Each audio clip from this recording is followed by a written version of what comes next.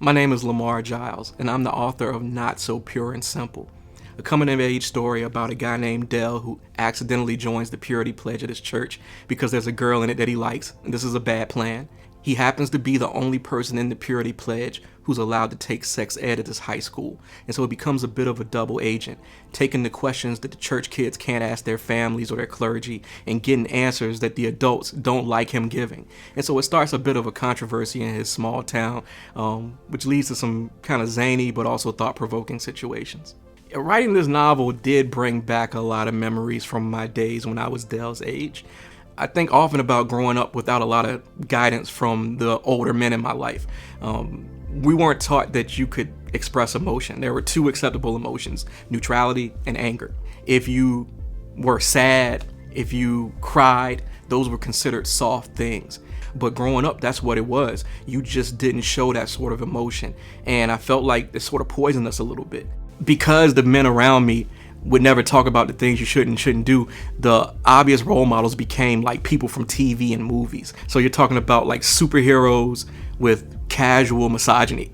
When you take that and factor it into trying to deal with dating and meeting girls and treating them well, the idea that your only emotions you can have are neutral and anger, it doesn't really translate to healthy relationships. And I felt like there was a stretch of time in my life when I didn't have healthy relationships because I didn't know how to express positive emotions.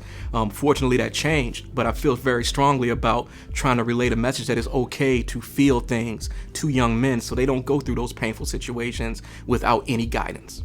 There's a lot of Dell in me, I think. I've made some pretty silly mistakes in my teen years. I hope I would be smarter than Dell when it came to joining that purity pledge, though. That was just a really horrible plan, and it backfires horribly for him, but it makes for fun reading for us. I think it's important for young men to talk about this sort of thing. And if they don't want to, I think it's important that people my age or whatever mentors they have in their life are more open about these things.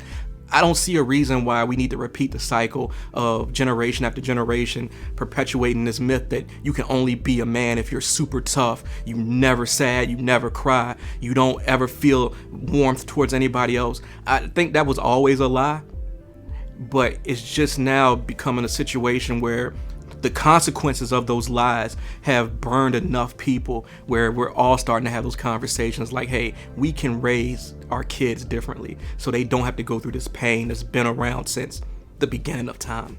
If there was one message I could have readers take away from this book, I hope they would recognize Dell's flaws as well as the positives in his character and look for ways to mirror the positives and maybe eliminate the flaws in themselves. Ultimately, I want them to be entertained, but if there is a message, it's that we don't have to perpetuate toxic masculinity.